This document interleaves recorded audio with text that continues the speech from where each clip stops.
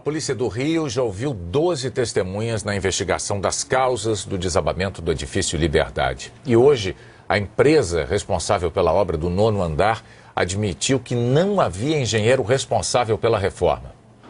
Quase 48 horas depois do acidente, representantes da TO falaram pela primeira vez.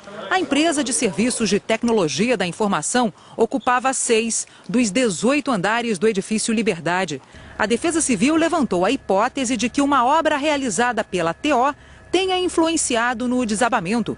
Um dos sócios da TO disse que todos os andares que pertenciam à empresa já tinham passado por reformas e que várias paredes tinham sido derrubadas. Praticamente todos os andares do prédio eram vãos livres. Nós tínhamos o 4º, tínhamos o 10, tínhamos o 9, tínhamos o 6, tínhamos o 14, todos eram vão livres. O Paulo Brasil foi chamado para fazer o laudo. O Paulo Brasil teve problema de doença com a mãe dele.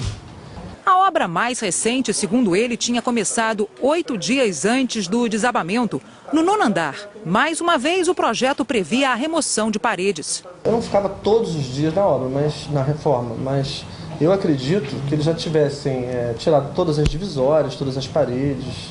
De acordo com o Sérgio Alves, as 4 primeiras reformas foram acompanhadas por uma arquiteta. Mas, na última, a planta foi feita por uma gerente da TO com formação em administração de empresas. A obra começou sem que um laudo técnico fosse feito, porque o engenheiro que faria o estudo teve um problema familiar.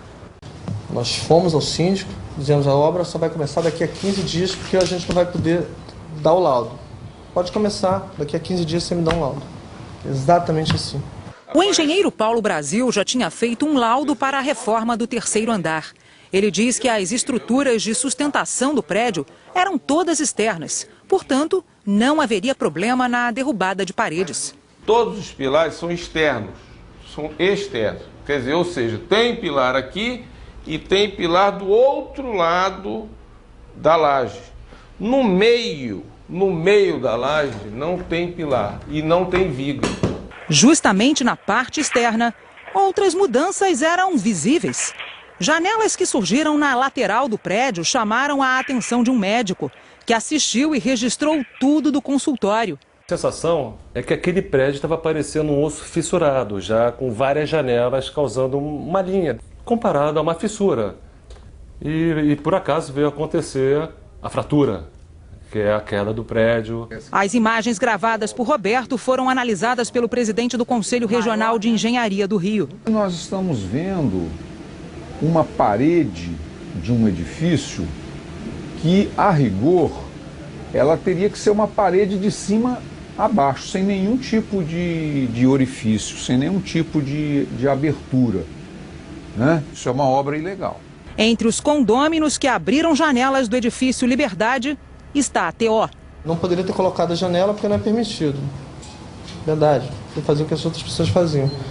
Mas era uma parede. Parede não é viga, não é coluna, não tem problema. Na opinião do engenheiro, a abertura dessas janelas pode ter abalado a estrutura do prédio. E já é complicado porque provoca uma nova modificação na redistribuição do peso, da carga.